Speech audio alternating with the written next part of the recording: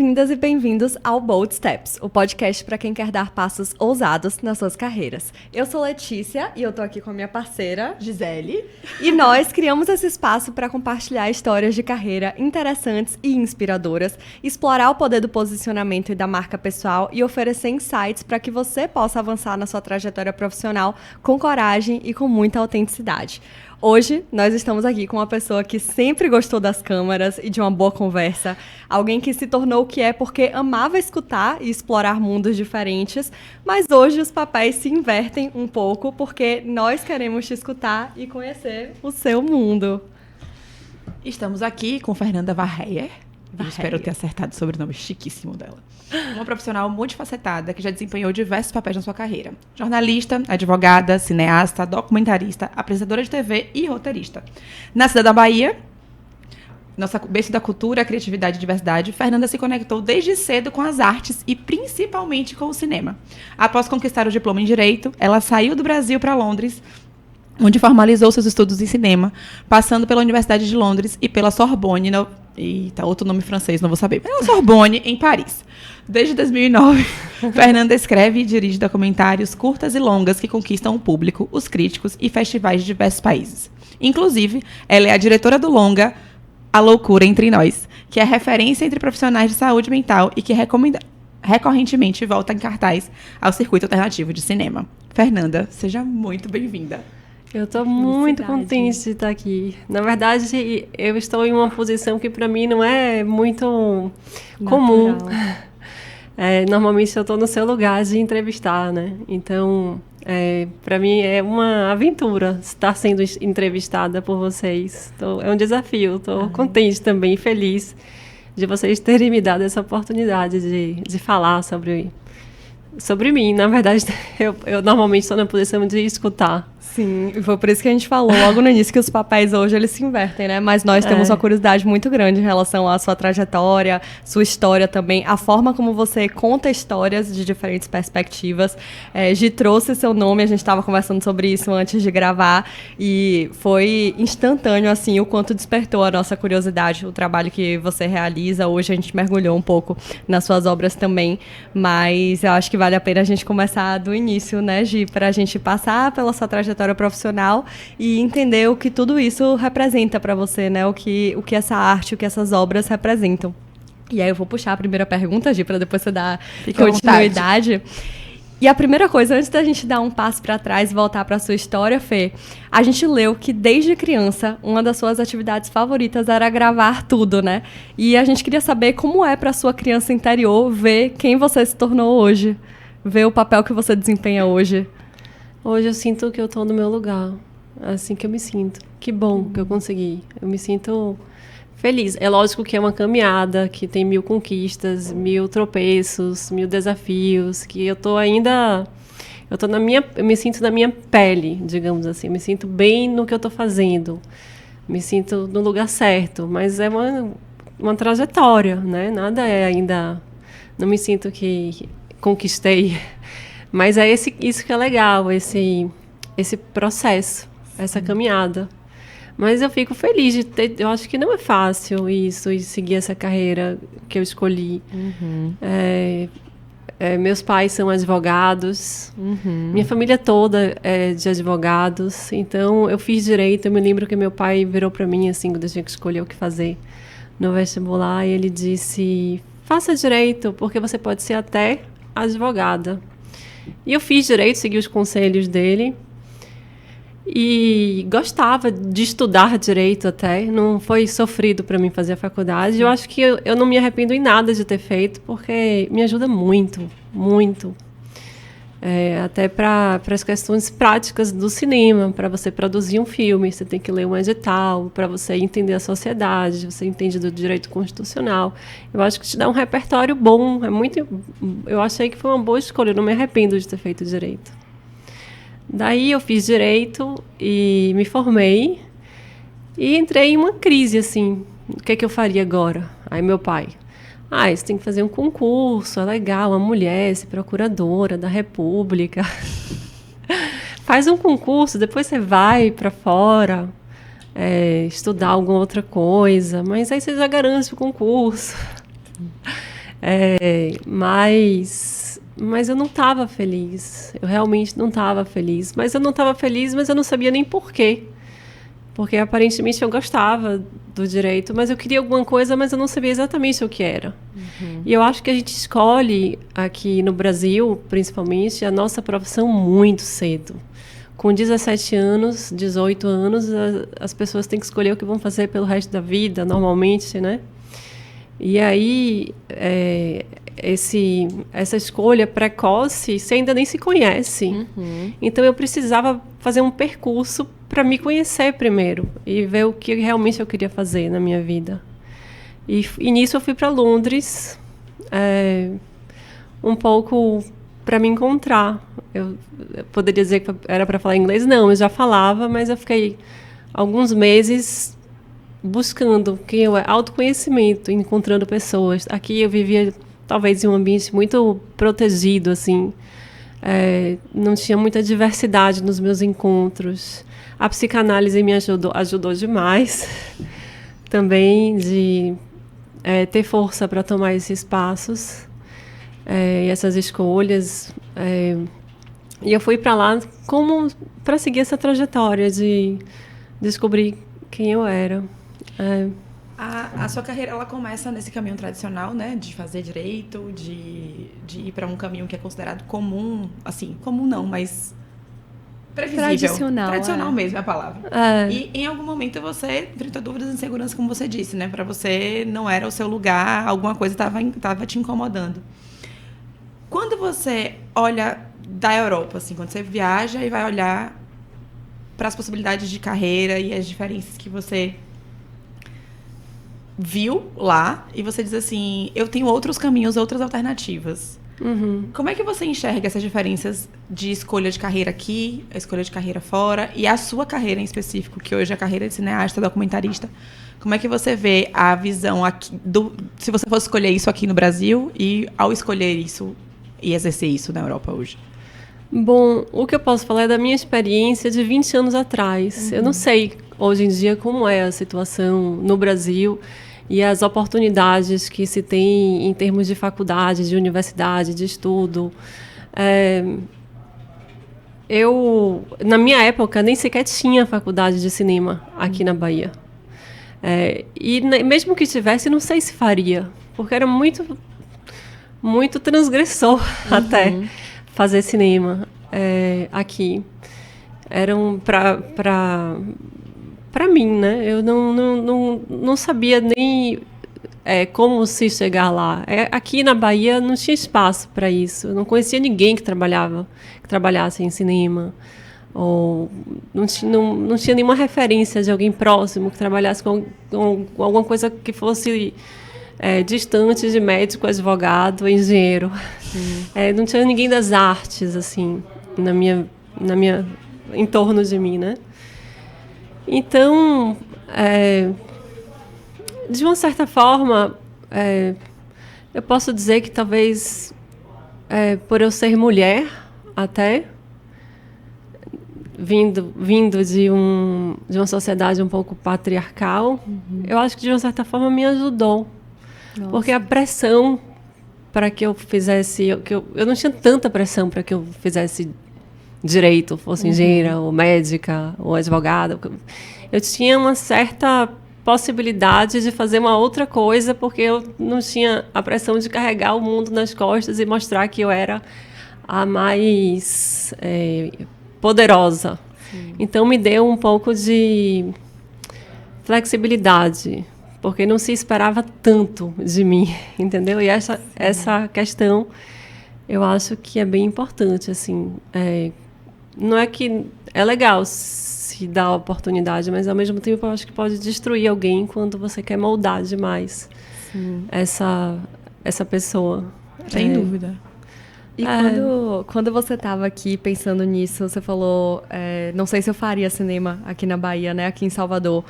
Você se sentia de alguma forma desencaixada, e quando você vai para Londres e você tá numa turma de pessoas que estão buscando a mesma coisa que você sente essa sensação diferente de pertencimento? Teve essa diferença de sensação quando você sai daqui, onde talvez você sente que fosse transgressor demais fazer cinema para estar num ambiente onde todo mundo está buscando, querendo ou não, aquela ideia. Como é que você sentiu isso? Para mim, quando eu fiz a faculdade,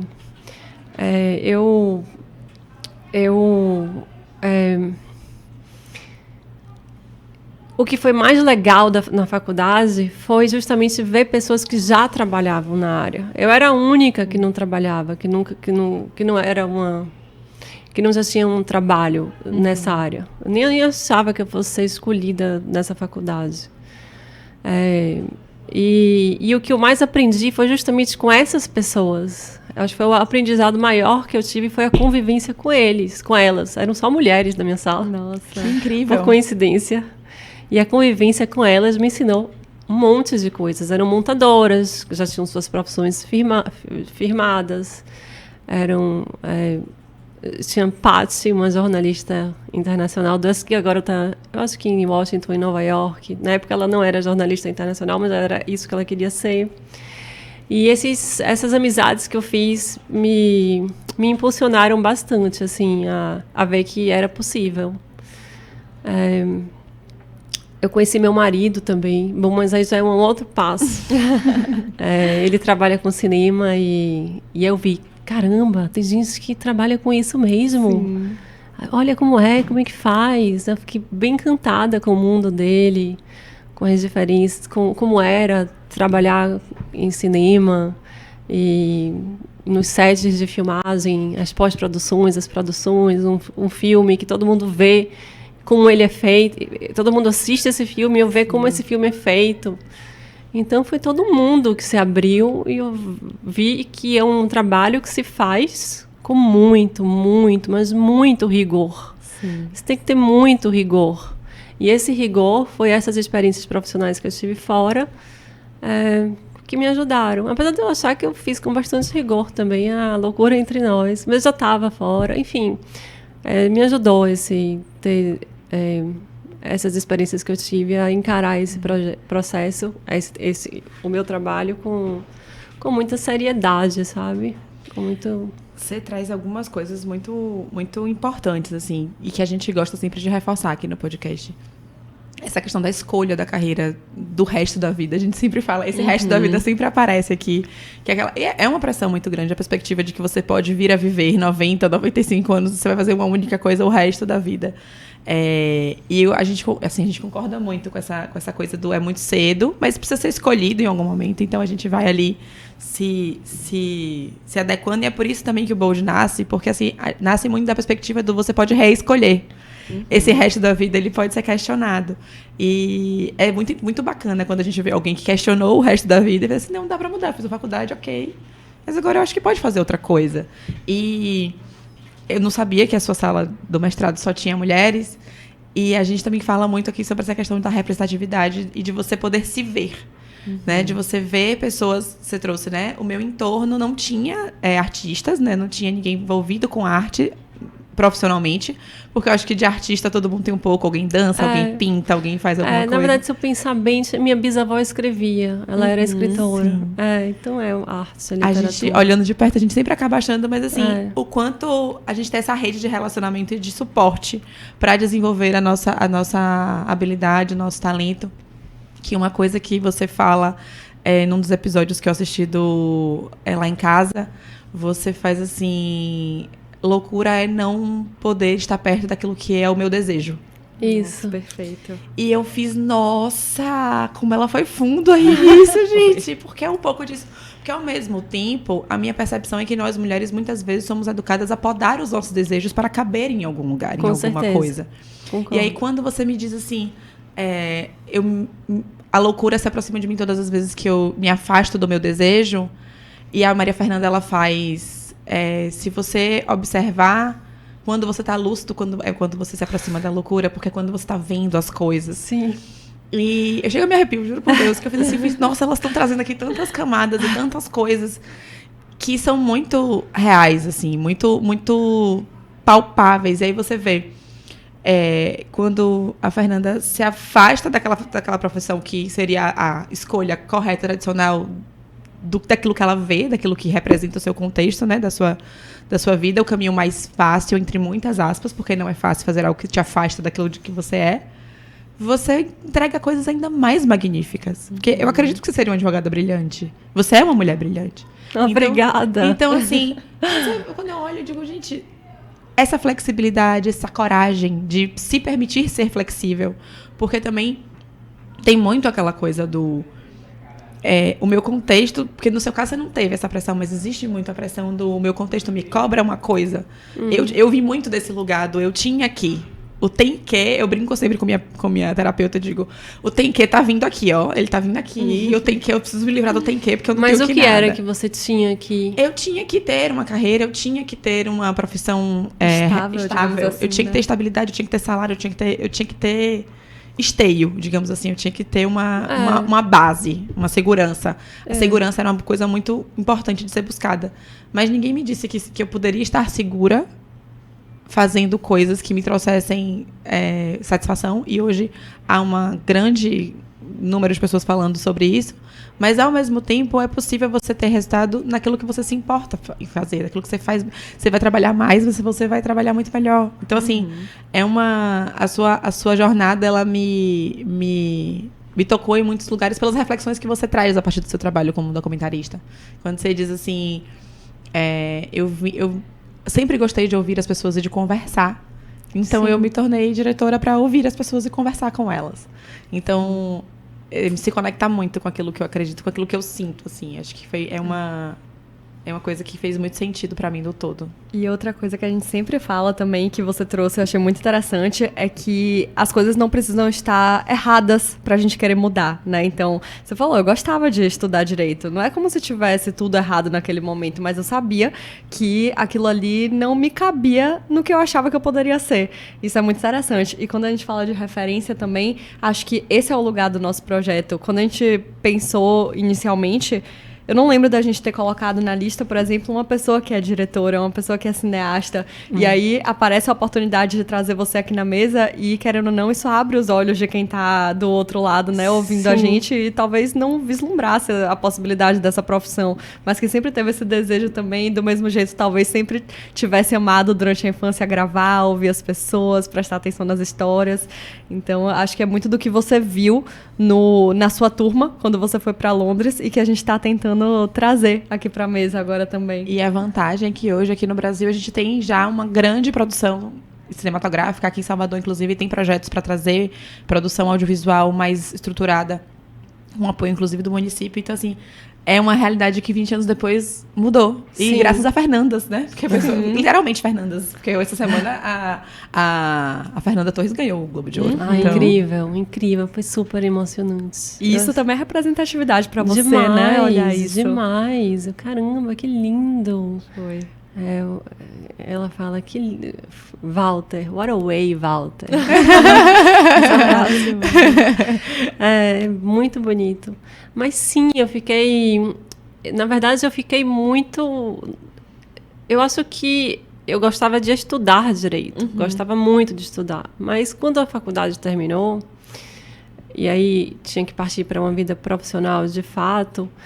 Eu fiquei muito triste, porque de repente eu descobri, eu preciso de eu tenho uma necessidade de fabulações, eu preciso criar, eu preciso ver um mundo um pouco, um mundo que não seja muito cheio de normas, muito normativo, na forma de se vestir, na forma de falar. Eu gosto da diversidade, eu preciso estar com pessoas diversas, não gosto de pertencer a uma tribo, eu gosto de ser maleável e frequentar diferentes lugares, de não me encaixar em um lugar que eu tinha que estar e pertencer e seguir certas regras, que senão eu não vou ser aceita ali. E aqui, naquela Bahia de 20 anos atrás, hoje eu não conheço a realidade, eu não achava esse espaço para mim. Perfeito. E então, quando eu fui para Londres e depois eu fui morar em Paris, de repente eu vi que existiam pessoas como eu, que também precisavam disso. Talvez essa seja a minha tribo, digamos. As pessoas que não pertencem a tribos, sabe? Que saibam-se e que possam ter uma relacionar coisa... com diferentes pessoas. Que tenham essa perspectiva mais de metamorfose até, de poder se transformar. E um dia ser uma coisa, outro dia outra, e não necessariamente seguir aquilo e criar uma identidade já muito engessada sobre o que você é. Sim. Nossa, ouvindo você falar, eu lembrei muito daquela cena de La La Land. Eu sou doida por musical. Aquela cena, não sei se vocês assistiram. Eu sou péssima com cinema. Eu tenho um segredo pra te contar. Nossa. Eu tenho gostos peculiares. Anda indo pro cinema. Mas meus gostos são peculiares. Eu gosto muito de musical, por exemplo. E aí, na cena da audição dela, ela traz esse discurso também, né? Here's to the one who dreams, foolish as they may seem. Tipo, uma coisa de que são essas pessoas corajosas e que muitas vezes podem ter sido vistas como loucas em algum momento, que movem o mundo, né? E que movimentam as artes, e a gente precisa se alimentar disso. Isso retroalimenta a sociedade também. Ouvindo você falar, eu lembrei muito dessa cena. Depois vou pegar para mandar para vocês o texto, né, da música. Eu acho que as pessoas têm uma perspectiva da vida já olhando... Muita gente assim que eu converso, olhando a vida já como uma continuidade, uma reflexão do que a vida é agora e depois isso e depois aquilo, e não o momento que é o de agora, que é o momento que é o presente, que é o único que existe, na verdade. Então, quando você não tem essa capacidade de entender que é o presente que precisa lhe dar prazer, que é aí que você tem que achar o seu desejo, se torna muito difícil, porque você tem que pensar na aposentadoria no futuro, ou questões desse tipo. Eu acho que você faz o que você acha que deve ser feito para te assegurar aquilo, né? Para você ter essa segurança. Mas eu acho que o que eu digo para meus filhos, por exemplo, o conselho que eu dou para eles ainda são muito pequenos para escolher a profissão, mas o que eu direi para eles é: faça o que você gosta. Fazendo isso, necessariamente, você vai fazer bem feito. E, necessariamente, você vai ter condições de sustentar sua família. Vai ter resultado, né? Ter resultados financeiros. E não pensar o dinheiro como como o final, ou como o início. Mas o dinheiro é a consequência. O retorno financeiro é uma consequência daquilo que você gosta de fazer bem feito. Sim, perfeito. E eu digo a eles, uma coisa que eu vislumbro para eles, se eles quiserem, se eles tiverem vontade, se eles ainda não souberem o que querem fazer, depois da escola, tire um ano sabático. Para tentar entender. Eu não sei como é que vai ser para eles, mas eu quero dar essa liberdade. Agora vem como uma coisa, porque eu acho que, como eu não ocupava o lugar do meu desejo no jeito que eu materno, eu friso tanto isso, e meu filho pequeno falou assim, meu filho menor falou assim: mamãe, mas se eu não souber qual é o meu desejo... é uma dúvida legítima. Aí muitas vezes eu fico sem saber o que responder. Eu acho que o explorar é uma boa resposta, né? Talvez seja, ou uma resposta inicial, pelo menos. E isso é muito comum na Europa, né? Você tirar um ano sabático. Eu lembro que eu fiz um intercâmbio na Dinamarca. E aí, todas as pessoas que estavam no meu intercâmbio, os dinamarqueses, os pais deles tinham feito exatamente isso. Todos os pais tinham tirado um ano sabático depois da faculdade. E eu lembro que tinha uma delas que a mãe tinha ido passar 2-3 anos na África do Sul. E voltou depois e iniciou a carreira dela como a gente sai, por exemplo, do colégio e vai para a faculdade aqui. Só que ela teve muitas experiências enriquecedoras no meio do caminho, que eu acho que às vezes a gente perde de ter, né? Aqui por essa falta de... por essa pressa, no geral. E é interessante como a gente consegue aqui no podcast trazer e permear diferentes realidades, porque assim... A perspectiva de entender e de poder fazer essa retirada, né? Esse afastamento. Porque, por exemplo, para mim, quando eu me formei, isso não era uma opção. Eu lembro que quando eu me formei na faculdade, minha mãe tinha acabado de ser demitida do emprego que ela tinha, e ou eu trabalhava, porque ela só ia conseguir se aposentar 3 anos depois, e talvez ela não conseguisse o emprego até lá, enfim. Então, e é por isso que eu digo assim, eu fui muito do tem que ir, porque você tinha mas eu concordo muito com vocês quando vocês trazem essa coisa do... dá um passo para trás e olha o todo. Porque se você não tem a condição de respirar e olhar o todo, você está sempre na subsistência. E aí você acaba se mutilando porque você está na subsistência. Esse é um grande problema social hoje, inclusive. A pessoa está ali muito no agora, ou no amanhã, porque o agora está muito instável. Não sei, minha cabeça ficou meio confusa agora. Eu entendo que isso sim, você tem, é totalmente... eu concordo, porque você tem que ter o poder de escolha, né? E se você não tem o poder de escolha, você tem que trabalhar para a sua subsistência. A situação muda completamente, o discurso tem que ser outro. Mas eu gostaria que... Sim. Que a realidade fosse essa, isso seria o ideal, que a realidade fosse essa para todo mundo, a oportunidade de escolha. Sem dúvida. Então, caminhando aqui no nosso roteiro, quando a gente conversa sobre o mestrado com vocês, você sempre traz assim, a questão dessa experiência ter sido muito enriquecedora para você. E é justamente sair de um universo para um outro completamente diferente, onde você não conhecia nada nem ninguém.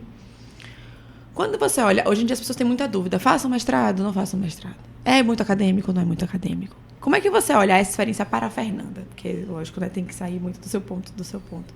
Para você, quais contribuições você enxerga assim, de tangíveis para a sua carreira hoje, além da sua nova carreira, óbvio, né? Porque depois do mestrado você efetivamente entrou para a área de cinema. Mas como é que você percebe, assim, como é que você decide fazer no mestrado e você percebe a contribuição dele para a sua carreira? Bom, quando eu saí daqui, que eu tinha me formado, e eu fui para Londres, tudo mudou. Foi um verdadeiro assim, renascimento. Eu não sabia como... Eu abria o armário e ficava angustiada, porque eu não sabia que roupa me vestir. E eu ficava meio que paralisada. Eu vivi uma crise existencial. Foi para além do trabalho. Foi uma crise geral de quem eu era, sabe? E ter vivido lá e ter feito essas experiências, cara, foi essencial, foi transformador. Ter vivido tudo isso antes na Bahia é muito importante para quem eu sou, e ter partido para Londres e ter vivido o que eu vivi é muito importante também para quem eu sou. Então, quem eu sou são esses 20 anos de tentar se enquadrar na Bahia e viver o que todo mundo espera que eu... viver de uma forma como todo mundo... O que eu achava que as pessoas esperavam de mim, e eu vivia aquilo, correspondia aquilo perfeitamente, eu me enquadrava exatamente naquilo, naquela imagem que faziam de mim, ou que esperavam de mim, ou que eu achava que esperavam de mim, e de repente eu rompi com isso. E isso foi eu não sabia o que fazer com essa liberdade, de repente. Então, atos muito simples, como escolher uma roupa, eram extremamente dolorosos, porque eu não sabia quem eu era mais, eu não sabia qual era o meu estilo de vida, de ser, de existência. Então, eu convivia, de repente, com pessoas de várias nacionalidades, com diferentes classes sociais, de diferentes histórias, com diferentes percursos. E eu queria viver isso, eu precisava disso para me abastecer, para entender, para que isso fizesse parte da minha caminhada. Aí, quando eu fui... e esse mestrado em Londres, eu conheci gente muito diversa. Por exemplo, eu tinha amigos israelenses e palestinos. E foi na época da Guerra do Líbano. Aí eu tinha um professor... era muito amiga desses israelenses e também de um grupo de palestinos. Eu ficava sempre dividida, sem saber que ramo... o que eu teria, como é que eu poderia compreender aquela situação, porque uns me diziam umas coisas, outros outras. E aí eles facilitaram, por conhecerem gente lá, por serem de lá, a minha ida à região. Então eu fui para a Cisjordânia e passei 2 meses filmando. O meu primeiro documentário foi um documentário de estudantes com a câmera da faculdade sobre o muro de divisão que estava sendo construído naquela época. Então, eu entrevistei palestinos, entrevistei israelenses que moravam perto do muro e como o muro interferia na vida deles. Caramba, essa experiência... Nossa. Às vezes eu fechava o olho assim, eu achava... não pode ser real, porque foi muito abrupto. Eu era uma menina amarela de Salvador. Entendeu? Eu era uma pessoa que não tinha enfrentado nada na vida. Eu era muito inexperiente com muitas coisas. E isso, mas eu me colocava nessas situações porque eu sabia que isso ia me ajudar nessa busca, a entender quem eu era, me ajudar a me construir. Então, mesmo que fosse muito sofrido, às vezes tá lá, porque você está vivendo na guerra e escutando depoimentos de pessoas que estão sofrendo com aquela situação, eu achava que eu precisava viver isso e que era muito interessante também ouvir essas pessoas e conhecer novos mundos, sabe? E aí depois eu passo a analisar. Quando eu faço assim, eu penso no meu trabalho e nos filmes que eu já fiz, todos têm a ver com uma fronteira. Nossa. Esse filme do Muro tem a ver com a fronteira. Aí depois eu volto para a região, faço um outro filme sobre ativismo pacífico na região. Aí depois que também tem a fronteira. Aí depois eu faço sobre a loucura, que também tem a fronteira. Então eu vi que essa era uma questão importante para mim. Era onde eu vou. O que pertenço? Onde pertenço? Agora, um projeto novo que eu tenho é um filme sobre identidade, sobre como você acha o seu lugar no mundo, sabe? O que faz de você ser você mesmo? Por que a gente tem que se identificar a alguma... por que você não pode escolher a sua identidade? É a sua singular identidade que importa. E a identidade nacional, isso não importa, no meu ponto de vista. Então, é a pessoa que está ali. Então, eu achei que se eu não tivesse vivido isso e essa vivência da Bahia de antes, o que eu vivi no início, eu não seria a pessoa que eu sou hoje. Então, eu vejo como se tudo fosse um caminho que me construiu e que me ajudou. Então, as dores que eu passei foram muito... me ajudaram bastante nessa construção. E sim, o mestrado foi muito importante, principalmente pelos encontros que eu fiz. Eu não teria de jeito nenhum conhecido os meus amigos palestinos e israelenses. Eu não teria feito o filme que eu viajei com eles para alguns festivais assim, internacionais, viajei com o filme. E não teria ido morar em Paris, porque foi um dos festivais onde eu conheci meu marido. Nossa, que demais. Então, tudo se encaminhou para Fernanda ser quem ela é hoje. Isso. É interessante quando você traz essa questão da identidade, porque é uma coisa, quando a gente olha muito para o mercado de trabalho aqui no Brasil, tem até uma dinâmica de grupo que as pessoas fazem assim, se apresente sem dizer a sua profissão e o seu cargo. Porque a identidade acaba sendo tomada pela identidade profissional. E quando você traz essa perspectiva que sequer a identidade nacional ela é necessária, é algo que eu fico assim, faço... É como se você deixasse a pessoa nua, né? Assim, porque assim, é muito curioso a perspectiva de o ser é quem vale, assim... E é o que deve ser, mas não é o que é na prática. Então, Fernanda, ela aluga triplex na minha cabeça. Cada coisa da Fernanda, eu vou mais profundo, assim, pensando.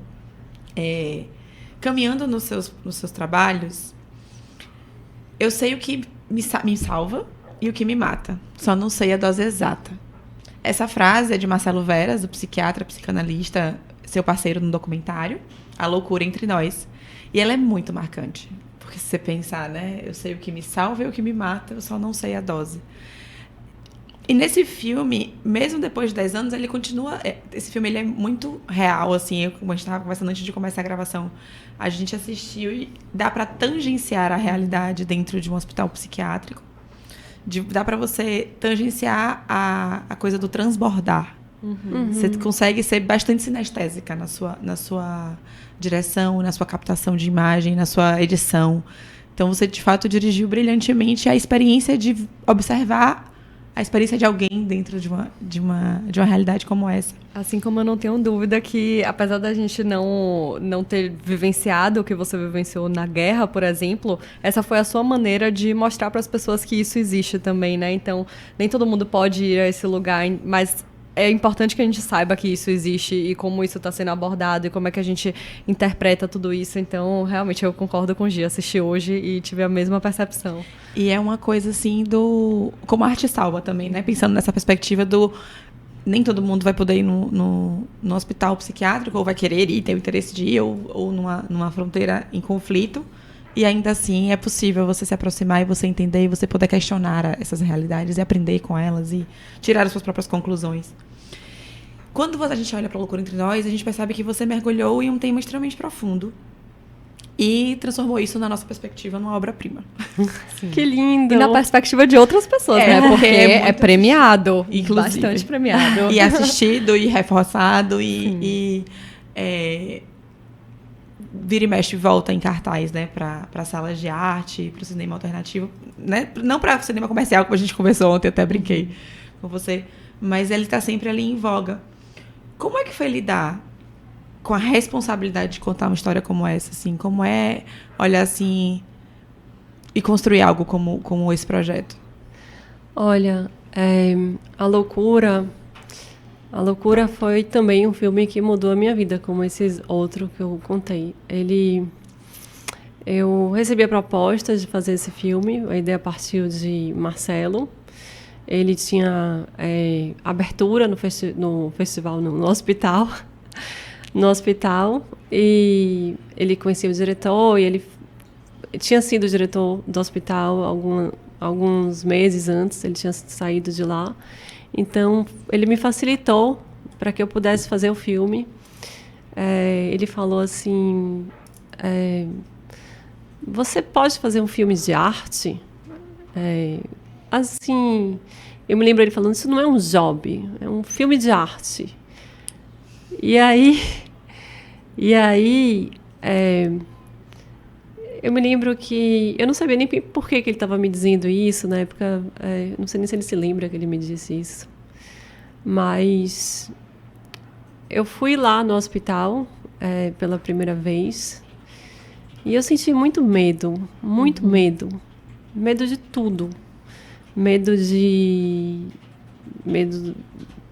quem estava lá, porque nós temos ideias pré-concebidas de que quem frequenta, ou enfim, quem está lá no hospital psiquiátrico pode ser violento, mas essa ideia foi abaixo logo no início das filmagens. Eu me lembro que eu falei com um psiquiatra que estava lá e ele me disse assim, é mais fácil você ser agredida lá fora do que aqui, porque aqui eles estão sob medicamento, enfim. Eu acho que esses medos, eu acho que eu precisava muito enfrentar esses medos que eu tinha, né? Então foi para enfrentar esses medos que eu quis fazer esse filme, para enfrentar esses medos que eu quis aprofundar a minha relação com a Elisângela. Eu acho que um filme, a beleza de um filme são os encontros. Aliás, a beleza da vida são os encontros. Por exemplo, o que a gente está vivendo aqui é um encontro. E eu estou achando muito bonito tudo isso.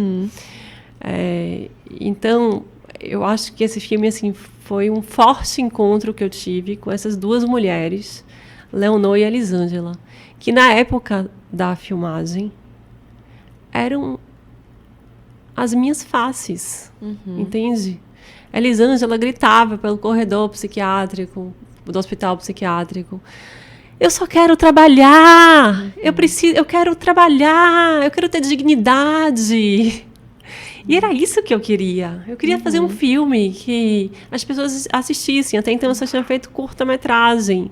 Então eu queria ter essa dignidade, eu queria trabalhar. Então quando ela falava do que ela queria, eu ficava fascinada por Elisângela, por Leonor já em uma outra crise, dizendo eu não me construí, tenho 50 e poucos anos. Eu pensava, é isso que eu vou ser?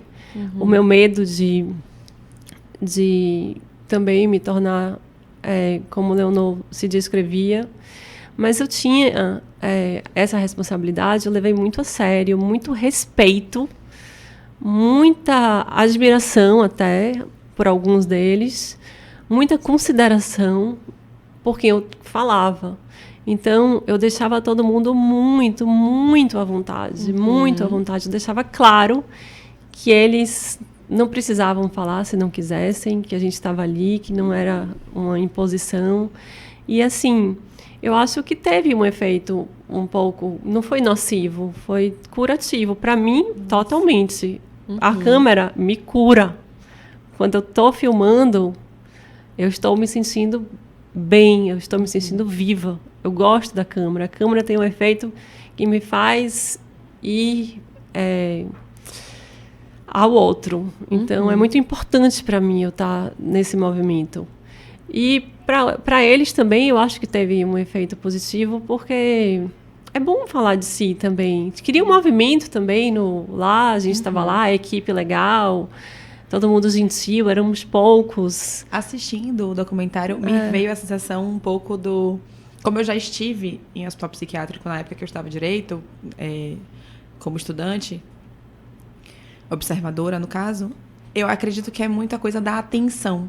A atenção para eles, no sentido de serem pessoas que se veem tão relegadas, porque até no próprio documentário a Elisângela fala muito do abandono, ela fala muito da coisa do venham visitar, não deixe as pessoas aqui sozinhas e tal. E aí você, de certa forma, com a equipe, com o seu trabalho, a sensibilidade de vocês, dão para eles essa atenção. Então, a hora que a Elisângela fala assim, eles gostam de uma câmera, né? Eles gostam e tal. E vem muito essa coisa da atenção, né? De você ter uma atenção qualificada sem ser de um médico que está ali querendo saber qual é o sintoma que você tem, ou de alguém que está te dando atenção porque você está fazendo alguma coisa de errado. Porque quando a gente está reprimindo alguém, repreendendo algum comportamento, também é uma forma que aquela pessoa tem uma atenção. Eu agora que sou mãe, eu já li várias vezes que às vezes a criança vai fazer uma coisa para chamar a atenção, então observe o quão qualificada está a relação e tal. Então acho que tem muito disso, assim. O meu sentimento quando eu assisti foi, e lembrei das minhas experiências, foi assim, fiz, nossa, como é interessante ver como as pessoas reagem ao ser visto, ao ser percebido, porque são pessoas que são muitas vezes invisíveis. A sociedade, por exemplo, o soteropolitano não acorda e pensa, nossa, como estão as pessoas que estão lá no hospital psiquiátrico da cidade? Ninguém pensa nisso. Mas elas estão lá. E eu vejo que, na verdade, isso se aplica aos outros filmes também, né? No final das contas, você está permitindo que todas essas pessoas que aparecem na frente das suas câmeras estejam sendo vistas e tenham seus pontos de vista também validados de alguma forma. Esse documentário é uma coisa incrível. Eu adoro. Eu assisto pouco, porque eu assisto pouco filme. Mas eu adoro. Todos que eu assisto, eu normalmente gosto muito. E essa semana eu assisti uma série chamada The Offer, que é sobre o filme Poderoso Chefão. Como eles montaram o Poderoso Chefão. E você falando, tô lembrando muito do Coppola na série, que ele tá falando que é muito isso. Como o diretor, você vê a visão do diretor ao tá fazendo uma coisa que pra ele é a expressão dele de arte, de entrega, e tipo, o quanto ele briga para ir para Sicília, por exemplo, enfim. É muito interessante você ter um paradigma, porque eu não conhecia nenhuma diretora de cinema de perto, você está me dando a oportunidade. E assim, muito interessante, muito, muito legal. Eu me lembro que a cada dia de filmagem, a cada dia a gente ia de Kombi para lá, para o hospital. Íamos todos juntos e voltávamos todos juntos, a equipe, né? E a gente conversava necessariamente muito, porque a gente via as nossas mães, nossos tios, um via mãe, um via o tio, um via um avô, pessoas que faziam parte da nossa família naqueles depoimentos. Então a gente se questionava muito sobre a nossa existência e as pessoas ao nosso redor. Era bem potente nesse sentido. Eu não posso falar por todos, mas eu acho que sim, eu já conversei com ele sobre isso. Gabriel Teixeira, que é o diretor de fotografia, João Tatu, Amanda, o pessoal que fez parte da equipe, assim. Eles saíram todos muito modificados do filme. Foi uma experiência que, passando um mês, indo todos os dias no hospital, é impossível você não sair de lá diferente. Para mim, mudou em vários sentidos. E Gi me relatou um pouco de uma conversa que vocês tiveram, né, antes de estarmos todas juntas aqui nessa mesa, em que você conta que você se afastou desse documentário por um tempo, né? E a gente queria entender o que é que levou esse distanciamento, o que é que motivou isso e o que é que te motivou principalmente a revisitar essa obra depois de um tempo. E se isso também já aconteceu com essas obras, né? O que é que acontece na cabeça de uma diretora no momento que ela finaliza uma obra, e ela, como a gente estava falando, ela ainda está muito viva em muitos ambientes. Então, todo esse tempo passado, o que é que acontece nesse tempo e como isso funcionou para você? Foi muito difícil. Vocês viram o documentário hoje. Leonor, ela parte, ela se joga pro vazio, a palavra que eu uso. Ela se suicida no final. E isso aconteceu no dia do nascimento do meu filho, mais velho. E aí, foi muito duro para mim acompanhar, enfim, viver isso. O anúncio disso, Marcelo tomou muito cuidado, ele foi lá em casa. Ele estava em Paris, por coincidência. E ele foi lá em casa, ele pediu para as pessoas não colocarem, não postarem nas redes sociais enquanto ele não me dissesse. Então, foi difícil para mim lidar com isso. E eu acho que há 10 anos atrás não se falava tanto assim. Bom, aí nisso eu acho que Marcelo fez um excelente trabalho, me ajudou muito em divulgar o filme. Eu acho que o filme é o que é hoje e tem... eu ouvi alguém me dizer ontem que ele é obrigatório nas escolas de psicologia do Brasil. E ele é isso, por causa do trabalho de divulgação que Marcelo fez. Ele não poderia existir dessa forma como existiu se Marcelo não tivesse saído pelo Brasil afora divulgando o filme. Foi extremamente importante e essencial esse trabalho dele. Mas quando eu reflito sobre isso também, eu penso que, de alguma forma, eu não me sentia legítima, sabe? Eu achava que ele, por ser psicanalista, falaria do filme muito melhor do que eu. Vou deixar ele falar, porque o bem é pro filme, não é para mim. Sim. Eu penso no filme, é o filme que importa. Mas, com esses 10 anos que se passaram, eu acho que, como foi feito o filme, pode interessar bastante as pessoas. Com certeza. Então, eu estou contente em que vocês estejam me colocando essas questões e poder falar sobre isso. Sim. Eu poder contar como foi, como era estar presente, como foi a filmagem, o papel de Gabriel, que foi essencial, que ele teve a sacada de colocar a câmera lá, naquela grade, e esperar o tempo passar e as pessoas passarem. E a câmera que ele faz, o trabalho de câmera é excelente.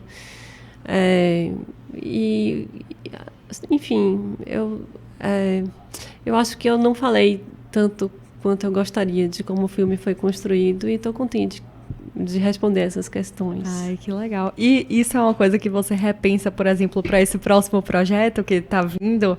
Você pretende olhar para ele de forma diferente, divulgar ele de forma diferente, ou você entende que é melhor deixar as coisas fluírem naturalmente e ver como elas acontecem, se materializam? Não, eu quero degustar. Eu aprendi a degustar. Eu não sabia. Todo o processo, né? Isso é a melhor parte. Não sei se é a melhor parte. Eu acho que a melhor parte é filmar, é fazer o filme em si. Mas é uma parte muito gostosa também, de você ter essa troca com o público. É muito lindo quando alguém fala sobre o seu filme, alguma coisa que você não sabia. Sim. Quando você aprende coisas sobre o seu filme com interpretações de outras pessoas. Eu acho que é para isso que um filme deve existir. Quando vem tudo explicadinho, quando tem uma voz explicando, foi assim, assim, assim, quando se aproxima de uma reportagem, não tem a menor graça. É legal você deixar esse espaço, tratar com respeito o seu espectador, para que ele interprete o que tiver de acordo com o repertório dele. Quando você fala assim, eu não me sentia legítima para falar do filme, você traz essa perspectiva no sentido é muito mais porque era um filme pseudo-técnico, assim, era um filme sobre um tema muito específico, ou era uma coisa muito mais da Fernanda? Uma insegurança, você entende isso como uma insegurança sua? Ou mais uma total. Eu achava que eu não ia falar coisas tão interessantes como as que ele falaria. As interpretações que ele faria, entendeu? Mas são interpretações dele. Ele... cada um tem a sua. Uma obra de arte pode ser vista de diversas formas, depende de quem vê. E são olhares muito diferentes, né? O olhar de um consultor para o olhar de uma diretora. Então, eu acho que só enriquece para o público que a gente tem acesso a todos esses olhares e não só a um deles. É a minha sensação. Eu gostaria que o filme tivesse mais repercussão, não só na área de psicologia, mas é um tema tão importante, a saúde mental. E se ele pudesse atingir mais públicos agora, me daria muita satisfação. Boldes, assistam esse negócio. Vocês representem vocês representem. O filme é bom. Vocês representem. É interessante essa perspectiva da legitimidade, porque muitas vezes a gente deixa de fazer alguma coisa e nós mulheres sofremos muito isso. Acho que eu ouço muito de mulheres isso. Essa coisa da insegurança do se apropriar daquilo que sabe, daquilo que... deixar de colocar um projeto no mundo ou colocar o projeto e dizer assim, tá aí, tá feito, agora eu tô aqui. Foi isso que eu senti. Pronto, fiz. Eu tinha que dar uma entrevista, falava, cara, eu tenho que dar uma entrevista, me batia um desespero, porque eu tinha que dar uma entrevista. Aí eu vou ficar muda, não vou conseguir falar nada. Não vou... Eu acho bom isso que está acontecendo no mundo, sabe? De mulheres falem, sabe? Eu só me dei conta muito mais tarde disso. Eu acho que talvez esse projeto Passa Lá em Casa, de eu estar na frente das câmeras, talvez tenha uma ligação com isso. De aos poucos eu... Opa, você tocou no próximo ponto. Eu acho que já foi o gancho perfeito para falar disso. Eu tô muito fã da Fernanda, muito chat, mas vocês precisam entender o seguinte, a gente só convida gente incrível aqui. Então, assim, acho bom vocês darem palco pra gente, seguirem, comentarem, compartilharem, fazendo tudo que tem que fazer, porque, assim, a gente se esmera e faz uma curadoria incrível. Olha que coisa maravilhosa. Além de linda, maravilhosa. Então, assim, pelo amor de Deus. E o programa Passa Lá em Casa, ele é incrível por muitas coisas. Tanto pela profundidade das conversas que você traz, pela estética linda, cinematográfica. Eu tô apaixonada pela estética. A gente gosta de coisa bonita. É um negócio, assim, fantástico. E é o tipo de projeto que se conecta muito com o propósito da gente. Assim, quando eu vi a forma como você aborda as pessoas, a sua sensibilidade, a sua escuta, eu até falei com você, eu disse, Fernanda, não sei se é isso, mas assim, a sensação que eu tenho é que você tem sede do outro. Você está entrevistando a pessoa definitivamente interessada naquela pessoa. E a gente fala muito disso, que pessoas interessantes são pessoas interessadas. Então, você demonstra um interesse genuíno no outro, e isso é encantador. É muito encantador, porque é muito raro no mundo de hoje, que a gente está muito no mundo do selfie. Sim. Eu, a câmera, eu, a minha história, eu e as minhas vontades, enfim, eu e as minhas experiências. Então, criar algo tão autoral, aparecer também à frente das câmeras, tem sido desafiador para você? Como é que você lida com essas possíveis inseguranças e com o medo de não atender as expectativas com o programa? E acho que mais importante do que isso é, da forma como você está falando, parece também que esse lugar é um lugar de cura, né? Se colocar na frente das câmeras. Então, que cura é essa? O que é que você está sentindo com esse projeto? Eu ainda não descobri o que eu estou buscando, mas eu estou me curando. Eu estou no processo ainda. Mas eu posso perceber, assim, que quem eu quero falar, com quem eu quero falar, com quem eu converso, são pessoas que têm muitos desejos. São seres talentosos, que sabem o que querem e que vão atrás, correm atrás. E eu precisava me contaminar de pessoas assim. Eu estava numa fase em que eu fazia um trabalho que trabalhava com cinema ainda, eu era assistente de montagem. E eu trabalhei assim em 5 filmes como assistente de montagem, filmes grandes, com grandes bilheterias na França. Aprendi pra caramba com essa experiência. E o último filme deles, eles tinham sido todos dirigidos por homens, e o último filme estava sendo dirigido por uma mulher. E eu via ela lá dirigindo, E falando com o montador, o produtor, e tomando as providências, e todo mundo respeitando ela, aí fui me inspirando nela. Que legal, olha como ela faz, olha como ela fala, olha como ela se coloca, olha como ela se posiciona. Eu tinha me distanciado dessa Fernanda, entende? Eu acho que com a maternidade, mas querido viver a minha maternidade dessa forma. Eu podia não ter vivido assim também. Mas eu estava longe do meu desejo. Eu fui começando a me sentir muito triste, apagada de novo. Alguma coisa está errada, eu preciso mudar alguma coisa assim. E ela me inspirou, essa realizadora, chama Him Kerisi. Ela fez um filme chamado... Eu não sei como é que vai ser traduzido para o português, mas é o Xian e Xia, Gatos e Cachorros. E ela era atriz também do filme, diretora do filme, um filme de um grande orçamento, tipo 20 milhões de euros, o maior orçamento da França naquele ano para um filme. E ela tem minha idade, ela super gerindo tudo. E eu pensava, será que eu não posso dirigir de novo? E eu queria um pouco ter essa, digamos assim, voltar a ter uma energia da criação. Aí eu decidi fazer esse programa de entrevistas. Eu precisava de fazer alguma coisa que me desse algum resultado, porque um filme demora muito. Você demora... Às vezes, eu demorei com a loucura 5 anos, desde que tive a ideia até a concretização. Então, eu precisava de alguma coisa que me desse uma resposta rápida, que eu pudesse ver o resultado concreto, rapidamente. Eu pensei, o formato tem que ser pequeno, eu quero conversar com pessoas que me inspirem. Ok, vou fazer um programa de entrevistas, mas tem que ter a minha identidade. O que eu tenho que fazer? Tem que ter uma coisa de cinema. Então, eu não sei se as pessoas percebem, mas todos os episódios, ou quase todos, tem algumas cenas de filme que tá lá, entendeu? Sim. Que, não sei, são camadas que cada um vê. O Christian, quando eu prendi no teto... O Christian Duncan, quando eu prendi no teto. Sim. Eu achei aquilo interessante. Bem cara de cineasta, mas assim, eu sou péssima de cinema. Meu marido, se ver esse episódio, vai dizer, eu já disse a você pra assistir filme, pra parar de passar vergonha. Mas eu sou muito ruim. Pra filme eu durmo, eu honro. Cada um eu achei super interessante essa parte sim. dele. Você bem artística, assim, né? Sim. Você sentada na cadeira de psicanalista e ele sendo o paciente, né? Só que ele tava grudado no teto. Eu pensei, gente, que incrível. E a ideia de grudar ele no teto veio do meu trabalho de assistente, de edição, porque quando você trabalha como assistente de edição, você vê como toda a cena é feita. Você vê a construção da cena. Então, eu sabia que aquilo não era tão complicado. Todo mundo acha que é super complicado. Mas eu sabia que não era complicado de construir aquilo. Aí eu fui numa loja, na Leroy Merlin, fazendo publicidade aqui. Tem aqui em Salvador, inclusive. Tem agora. Aí comprei as coisas que precisava. Aí tinha falado com ele, logicamente, se ele topava. Comprei um fio de nylon para mostrar a gravidade descendo. Aí só fiz inverter a imagem. Aí deu super certo. Eu gostei do resultado. Ficou muito legal. Eu acho que foi porque...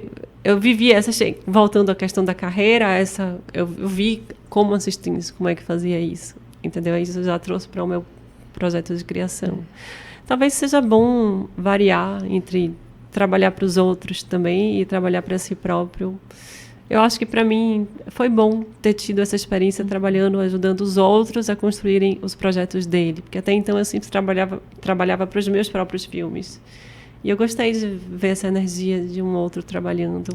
É interessante esse ponto que você traz, porque muitas pessoas, principalmente no mundo de hoje, a gente percebe, muitos jovens, aquela coisa do fazer o resultado muito rápido e o demérito de trabalhar para alguém, porque você tem que ser alguém muito incrível, porque todo mundo tem que ser incrível. É um mundo que só tem estrela, é um negócio difícil.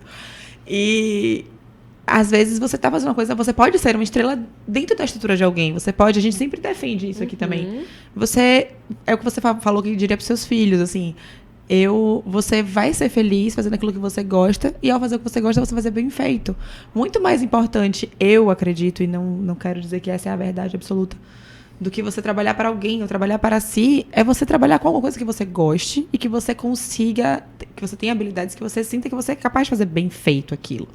Porque, às vezes, as pessoas se frustram muito com o sonho do empreender e do fazer por si mesmo, quando ela não tem nenhuma vocação para ser empreendedor. E é uma vocação também, porque existem riscos e desafios. Porque você empreende os seus filmes, um diretor empreende os seus filmes. Você toma a frente, toma as decisões e organiza e faz, às vezes a pessoa não tem essa ou não tá naquele momento de fazer.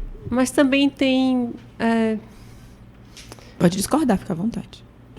Mas também tem uma questão, eu acho, da perseverança, sabe? Sim. Eu acho que se...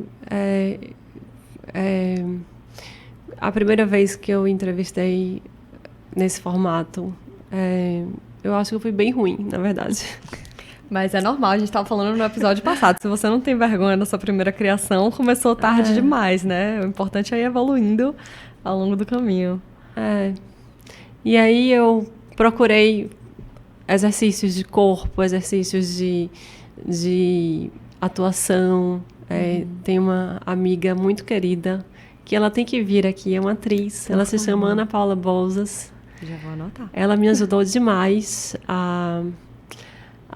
nesse processo, a soltar o meu corpo, a colocar um corpo na minha cabeça, que não tinha isso, ele não se comunicava como deveria se comunicar. Então, ela tem me ajudado ainda nisso. Então, me cercar de pessoas também talentosas, eu acho isso super importante, saber fazer esse casting, né? De trabalhar com gente que te agregue, que te traga... repertório, novas possibilidades. Repertório. Né? E também, eu acho que acreditar no que você está fazendo. Por exemplo, quem vê o filme, quem vê o Passa Lá em Casa, parece que eu conhecia todas aquelas pessoas. Que eu tenho uma caderneta de endereços enorme, que eu tenho um telefone de todo mundo, que eu mostro eu ligando. Mas, assim, eu acho que as pessoas viram a sinceridade do meu propósito, que eu queria muito fazer aquilo, que eu queria muito conhecê-las, que eu queria fazer uma coisa legal. Então, eu acho que foi por isso que todo mundo disse sim, sabe? Eu me lembro de uma frase de Maria Fernanda, que ela falou no meu episódio. Ela falou assim, eu não sei se eu coloquei no episódio ou não, mas se tá no corte final. Mas ela falou assim, o mundo começa, um projeto começa, o mundo começa com alguém que disse sim. Sim, está. E eu fiquei pensando muito sobre a gente, que isso é verdade. Bem então, verdade. Quando me chamam para fazer um projeto, para vir num podcast, ou para falar, ou participar, ou dar uma opinião, ou conversar com alguém que está começando, eu me sinto na obrigação de dizer sim. Porque eu recebi tantos sims de tanta gente, que eu acho que existe essa ordem da natureza, uma ordem que não é humana, é da natureza. O que você... É a lei do retorno, sabe? Então, você tem que deixar e desapegar e falar e dizer, ok, eu consegui isso, foi dessa forma, vá por esse caminho, porque esse caminho é legal, eu bati a cabeça desse lugar, vá aqui.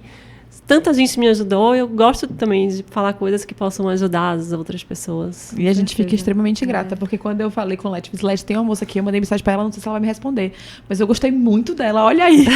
Então, eu fico muito feliz. Quando você fala assim da natureza, eu penso muito nisso, tipo, você devolver a semente de que ele deu um fruto. Eu acho que é um pouco disso, assim, e a gente concorda muito, muito, e fica muito grata.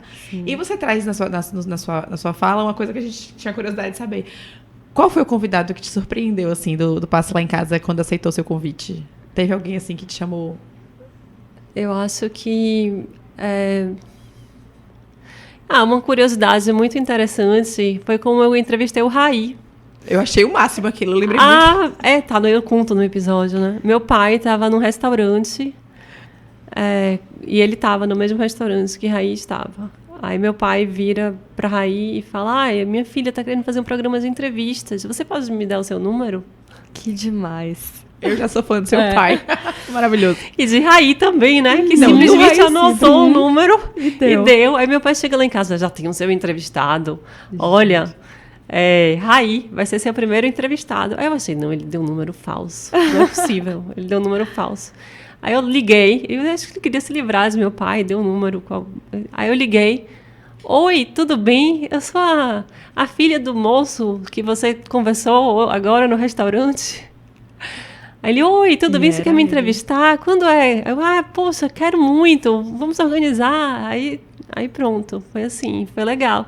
Todos foi um pouco É o mundo conspirando, o universo conspirando. É engraçado porque eu ia falar que, justamente na sua fala anterior, eu ia falar que um ponto de destaque aqui seria que as oportunidades não caem do céu. Só que às vezes elas caem, né? E aí a gente tem que estar preparado e ter a rede de contato certa, a rede de apoio certa para fazer acontecer. Eu lembrei muito de meu pai também. Meu pai, quando eu gravei o vídeo com o coordenador acadêmico da SPM... Sim. Eu gravei um vídeo com ele pro Bold, né, pro Instagram. E assim, eu tava na palestra, ele foi palestrante, no final meu pai já tava, você tem que falar com ele, você tem que falar com ele. E aí, quando a gente chegou no final, ele tava lá conversando, meu pai chegou pra ele e fez assim, essa é minha filha, Letícia. E pronto! E eu fiquei assim, paralisada. Então assim, graças a Deus que a gente tem algumas pessoas, né, que nos dão esse empurrãozinho. E... Essa perspectiva da presença, quando a oportunidade aparece. Tem um ditado que é muito antigo e muito famoso, que fala, né, que o cavalo selado não passa 2 vezes na sua frente. Então, se ele está passando selado, monte. E assim, é muito importante ter essa presença e essa segurança de você abordar e falar. Eu lembro que, há uns anos atrás, tem uma moça, né, que ela é influenciadora aqui em Salvador, só que hoje ela trabalha numa grande revista nacional de moda.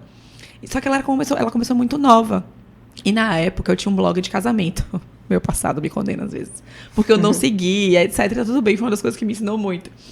E aí eu olhava a Letícia, que a Letícia, o nome dela também, e fazia, nossa, a Lelê é maravilhosa e tal. Só que ela era criança e todo mundo era adulto. E ela tava ali com a mãe dela uma fofa, que apoiava ela em tudo. Eu fazia, vem cá, Letícia, vamos ver aqui umas coisas. E aí eu comecei a conversar com ela e entender o que ela queria. E ela queria muito o canal do YouTube. E aí na época tinha uns youtubers que estavam lançando livro. Aí tem um Lucas Rangel, uma Carol, que eu não me lembro o sobrenome. Uma galera bacana que tava vindo pra Salvador fazer, você vai entrevistar esse povo. E eu fui um pouco isso. Eu fui com ela e a mãe dela pro shopping. Eu fazia, agora você vai lá e você vai dizer que você é influenciador e você vai falar, porque... Eu não podia entrevistar aquelas pessoas porque o meu blog não tinha nada a ver, era de casamento. Eu ia entrevistar uma pessoa que não tava nem pensando em casar, que tinha 15, 16 anos, não fazia sentido. Mas eu, não, vai lá, Lelê, vai lá e faz. E na época ela conseguiu entrevistar algumas pessoas interessantes e hoje ela tá numa revista muito bacana. Eu acho que é a Ele que ela trabalha. E ela é brilhante, assim. Eu acho que é muito bacana, que você tem que ter... Vai mesmo, vai lá e faz. Porque a gente tem que ir fazer, porque às vezes a gente fica inseguro, tenho medo, mas... E muitas vezes a gente se surpreende com a quantidade de sims que a gente recebe, pode receber, né? Acho que é isso também. E uma coisa que eu gostei muito que você falou, Fê, é quando você trouxe, eu quero fazer um projeto, mas ele precisa ter algo meu. E aí, essa assinatura me lembra muito uma coisa que a gente fala aqui também, que é, a gente não precisa reinventar a roda quando a gente está falando de um projeto, né? A gente pode fazer algo que já é feito, que já existe. Na verdade, é o mais normal, é o cenário mais comum, é que a gente faça algo que já existe, como a gente está fazendo aqui um podcast, já tem tantos, mas que a gente consiga colocar e injetar nossa personalidade, nossa visão ali. Então, eu vejo que é muito isso que você fez com esse seu programa.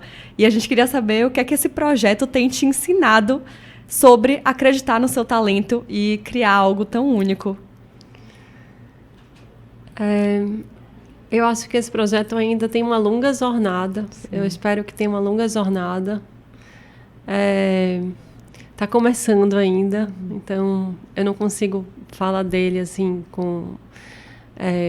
mas desde quando eu comecei até agora, o que eu aprendi com essas pessoas, com todas elas, com quem eu conversei. A primeira foi a Formiga, depois foi Raí, depois Maria Fernanda. Não, acho que Maria Fernanda foi antes do Raí. Enfim, cada um, cara, me ensinou tanto sobre a vida. E também, eu acho que talvez o que eu tenha mais aprendido é o quanto é necessária. Então, não é o que eu tenha mais aprendido, mas uma coisa que eu aprendi muito também é a necessidade da pesquisa. Nossa, sabe? Sim. Quando eu vou entrevistar alguém, eu sei tudo sobre a vida daquele entrevistado, tudo que saiu na mídia, todas as entrevistas, tudo que está disponível, tudo que está disponível, eu consumo. Isso eu aprendi que era necessário. A minha casa fica assim, quando eu estou perto de entrevistar alguém, fica cheia de papel colado pela casa, com as possíveis perguntas que eu vou fazer. Mas na hora da entrevista, eu meio que esqueço todas essas perguntas e deixo que o encontro aconteça, entendeu? Eu me preparo, mas eu vou para a entrevista, tento ir com o coração despido, para que alguma coisa aconteça ali que esteja na ordem do imprevisível. É mais ou menos assim, que eu acho que é como eu dou a minha assinatura, sabe? Sim. Eu gosto desse encontro que só acontece na hora, no instante. Viver o presente, viver o momento presente. Perfeito. Que demais. Eu acho que isso serve tanto, assim, não só para esses projetos específicos, mas a gente aqui que está sempre falando de carreira, a ideia do se preparar, mas na hora que você está diante da situação, deixar fluir também, né? E confiar naquilo que você se preparou, porque o preparo... tem um livro do Cortella que é a sorte segue a coragem. Você se prepara e a sorte vai aparecer. Você tem que estar pronto na hora que o cavalo passa na sua frente, selado, você tem que estar pronto para subir nele. E eu acho que é um pouco disso. E é um cuidado que a gente busca ter também, assim, de saber e conhecer o máximo possível, porque eu acho que isso também demonstra demonstra respeito por quem você está convidando para conversar. E você consegue ter uma troca mais qualificada com aquela pessoa sobre a trajetória dela, que foi algo que já lhe interessou de saída. Então, assim, se a gente se interessou por alguém, que é o que a gente sempre fala, pessoas interessantes são pessoas interessadas. Então, não basta a gente acreditar que Fernanda é uma pessoa interessante, se eu não for uma pessoa interessada em conhecer mais Fernanda, para poder descortinar aquilo que não saiu, ou que Fernanda não revelou por alguma razão, ou porque ela não teve a oportunidade de falar, mas que pode ser muito rico para mim, transformar a minha trajetória ou de quem ouvir essa conversa aqui no caso do Bold, né? Então, acho que faz todo sentido essa dedicação, porque a gente precisa se ter o comprometimento, eu acho, com a entrega. Acho que isso é compromisso. É o que você fala. Desde lá de trás, a responsabilidade sempre norteou. E quando eu vi como se faz cinema, eu vi como é sério o trabalho, como é importante essa responsabilidade, essa organização, esse processo de você estar criando algo para outras pessoas. Então, acho que isso é muito, muito importante, realmente. Faz muito sentido. E falando nessa assinatura, uma coisa que a gente anotou aqui, que a gente não podia deixar de trazer, é que esse seu lado criativo, ele transcende o cinema, né? Uma coisa que eu vi que eu achei muito interessante foi o curta-metragem para anunciar o casamento. Isso eu achei demais, sensacional. E assim, dá para perceber nessas criações que você sempre buscou formas de contar a história fora do óbvio, né? Eu quero saber a história disso, mas eu queria saber também se hoje você enxerga que essa criatividade, essa autenticidade te ajudam a navegar na vida no geral, não só no seu trabalho. O convite foi uma criação nossa, minha e dele, né? Foi com a música de Carmen, O Amor...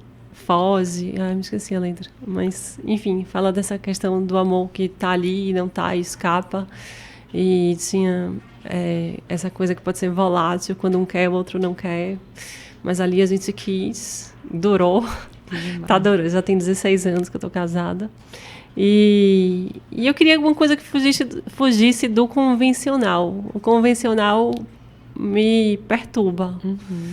É legal casar, mas eu queria um casamento que não fosse como o casamento de todo mundo, de uma certa forma, mas ao mesmo tempo mas tem que ter alguma coisa que corresponda ao que eu sou. É o que a gente falou aqui, né? Não é reinventar a roda, mas é fazer do seu jeito, dar o seu toque. É isso.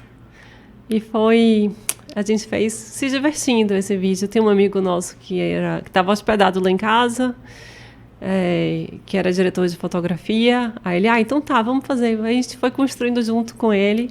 Aí o calendário, a faca, muito legal. Aí tem essa questão, enfim, leva cada um a pensar em um monte de coisas, a se surpreender. Foi bacana. E a outra pergunta foi? Se hoje você vê que a criatividade e a autenticidade te ajudam a navegar pela vida, não só pelo seu trabalho. Então, até dentro do casamento, com seus filhos também.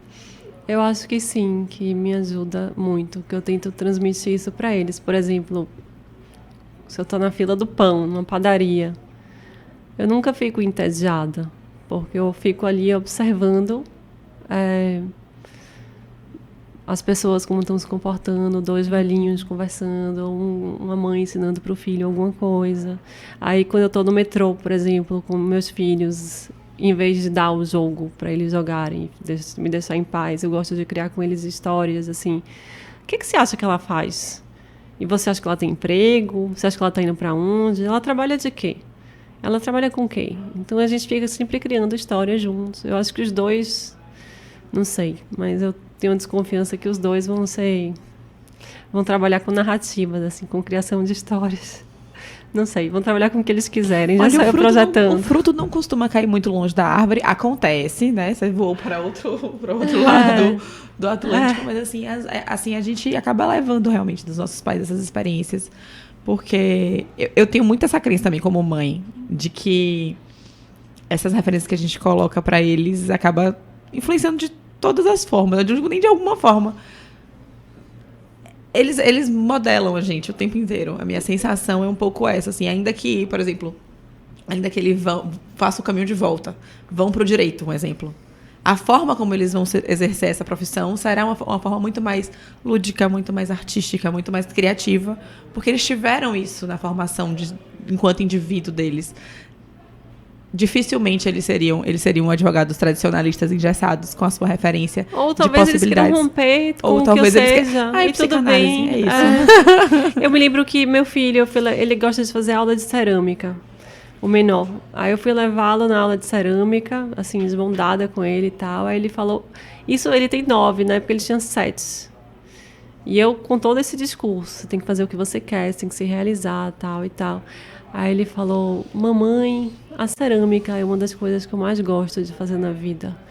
Que bom, meu filho, mas eu sei que eu não vou trabalhar com isso, vai ser um hobby. Ele com 7 anos. Eu falei, mas por que vai ser um hobby? Ele falou, porque não dá dinheiro. Aí ele virou pra mim, aí eu falei pra ele, tive uma resposta que eu achei que não foi a adequada. Eu falei... Mas você pode ter uma fábrica de cerâmica, você pode ser um empresário, já que você quer, se é o seu desejo ganhar dinheiro, se é isso que você busca. Você pode empreender nessa área. Ele falou, não, mas o que eu gosto é fazer a cerâmica. Aí ele sempre tem umas tiradas que me colocam de cabeça para baixo. Eu acho que ele tem toda a razão. Mas, enfim, ele pode ser ceramista, mas ele tem que fazer uma escolha que vai ser dele. Os filhos sempre nos colocam de cabeça para baixo. Acho que eles vêm pro mundo para isso, para pegar os pais e colocarem de cabeça para baixo. A gente deve ter feito isso também, com certeza. Eu tenho essa sensação. Bem, a conversa está sendo maravilhosa, mas ela está chegando ao final. Sempre chega, né? A parte triste de acabar. É isso. Mas é sempre bom porque esse gosto de quero mais faz com que a gente possa deixar um gancho para próximas oportunidades também, né? Sim. E novas conversas. No dia que eu ver você pousando na Bahia de novo, você já sabe, né? Vai ter o WhatsApp. Então, assim... Sim. Mas para encerrar a conversa, a gente sempre gosta de pensar no próximo passo ousado, na próxima iniciativa de carreira que os nossos convidados estão tendo. Fernanda, quais são os seus planos, projetos para 2025? Ela já deu um spoiler, né? Mas se quiser trazer outra coisa também. Eu gostaria de voltar a fazer, quer dizer, eu já disse, um filme sobre identidade, um longa que eu estou querendo fazer. Esse é o meu projeto. E gostaria de continuar o Passa Lá em Casa também. Vou continuar o Passa Lá em Casa também, mas o Passa Lá em Casa me abastece para esses outros projetos, sabe? Sim. Conhecer esses encontros com as pessoas. Eu gostaria de internacionalizar, trazer, por exemplo, entrevistas que possam interessar o público brasileiro, mas também a outros grupos, e entrevistar pessoas que não falam português, mas que interessam o público brasileiro também, escritores. Tem um escritor super conhecido agora, Eduardo Louis, eu quero fazer uma entrevista com ele em breve. Ele esteve no Brasil, na Flip. Ele escreve sobre temas bastante interessantes. Eu aproveitei aqui esses dias para ler os livros dele. Então, eu gostaria de ter esse desafio de entrevistar em um idioma que não seja a minha língua materna. Ai, desejos não faltam. Mas uma dica fica, o preparo está acontecendo, porque ela quer entrevistar ele, ela já leu todos os livros dele. Então, assim, não descansa em serviço. Muito bem, muito bom, muito bom. Nanda, um prazer. Assim. Eu só posso agradecer. Vocês são maravilhosas. Para mim foi muito prazeroso estar aqui conversando. Eu me senti muito à vontade. Me senti como se eu estivesse conversando numa mesa de bar com minhas amigas. Que ótimo, eu fico muito feliz, porque quando a gente falou no início, você já tá acostumada com as câmeras, aí você já falou, não tanto, né? Então, assim, saber que foi confortável pra você e que a gente tirou tantos insights valiosos aqui também, não só pra gente, a gente até brincou no último episódio, a gente fala, anota essa dica, mas no fundo é a gente que tá aprendendo muito, sabe? Que tá se abastecendo também de referências, então... Eu tô muito feliz, Fê. Eu gostei muito de conhecer seu trabalho. Muito obrigada. Eu tô saindo muito inspirada. E muito grata. Eu acho que o sim é uma atitude generosa. Uhum. É a perspectiva da partilha, é a perspectiva da troca e é a perspectiva da soma. E quando você fala assim, acho que faz parte da natureza você devolver um pouco daquilo que você recebeu, porque recebi tantos sims. Infelizmente não é a premissa de todo mundo, mas é muito gratificante encontrar com pessoas que pensam como você. Porque não só dá fé na humanidade, mas assim, proporciona encontros realmente que fazem sentido. Então, que bom que você aceitou, que sorte a nossa, que a sua história foi tão rica e que estudar você foi tão interessante. E eu espero te ver em breve. Ainda que não aqui, mas de volta em Salvador. Eu espero reencontrar com você. Ou na França. Ou na Pois França. É sempre uma possibilidade, Merci, né? meu amor. A gente passa lá na casa dela, tá bom? A gente vai inverter. Vou saber tudo sobre a vida de vocês. Perfeito. Vai ser um prazer. Vai ser um prazer. Tem alguma mensagem final, Fê, que você queira deixar? Que ainda esteja no seu coração pra falar? Não, agradecer mesmo a vocês. Acho que vocês deixaram espaço para eu desenvolver minhas ideias. Vocês são talentosas e continuem. Vocês vão... Tem muita estrada pela frente. Obrigada. Vai dar certo. Tá dando certo já. É maravilhoso. É tudo isso. É tudo isso. Então, a gente encerra por aqui. Agradecemos, né, mais uma vez por mais um episódio. A você que assistiu até o final, parabéns. Assiste, comenta, compartilha, chama as amigas e é sobre isso. Até o próximo. A gente tá em redes sociais diferentes agora, tá? Instagram, YouTube, Spotify, TikTok, então acompanha a gente em todos os tá lugares. brilhando igual estrela. Ela é essa pessoa que ela é maravilhosa. Que eu sou uma vergonha. É tudo isso. Obrigada. Tchau, tchau.